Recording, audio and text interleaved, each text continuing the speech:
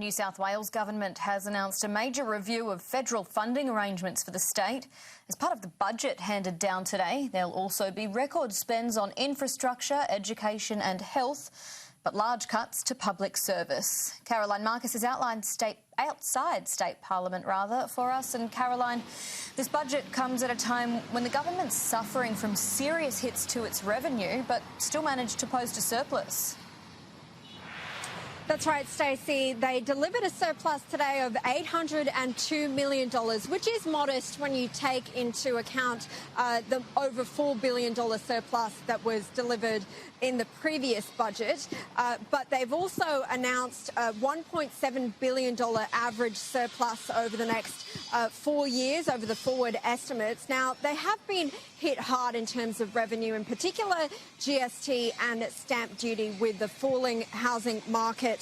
The government has been hit by GST revenue, down by $2.3 billion over the forward estimates, while stamp duty has been down by $10.6 billion over the 6 years to 2022. Net debt is negative for the fourth consecutive year at minus $8.8 billion. But net debt is projected to blow out to $38.6 billion by 2022-23, and that is the highest ever raw debt number recorded in New South Wales. The state government announced the state's net worth has surpassed $250 billion, the largest of all the states and territories by a significant margin. Now, speaking about GST revenue, the share of GST that New South Wales gets from the Commonwealth has long been a bugbear for this Treasurer. And today he announced what is called the Federal Financial Relations Review. Now, that is going to be an expert panel that will take up to Canberra some of the issues that he has to do, that he has with New South Wales' share of federal funding. It will meet and provide a report to be handed down in the first half of next year. And he says he'll be talking to the Federal Treasurer, Josh Frydenberg, about that. I think we need to simplify. We've got 40-odd agreements only delivering around $10 billion to the state. We had a situation in the federal budget this year where $2.3 billion was written down in GST without any forewarning.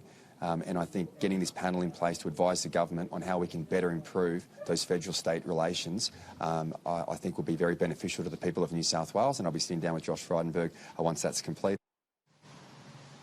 But, Stacey, despite the hit to its revenue streams, the state government still had to deliver on its big spending election promises that it made going into the March state election. It will spend a record $93 billion on infrastructure. And just to talk you through some of the key areas where some of this money is going, in transport, the government has allocated $55.6 billion over the forward estimates. The biggest project in the budget is the Sydney Metro West. Now, that's a fast underground rail that connects Parramatta in the west of Sydney to the Sydney CBD. It receives $6.4 billion over the next 4 years to fast-track construction.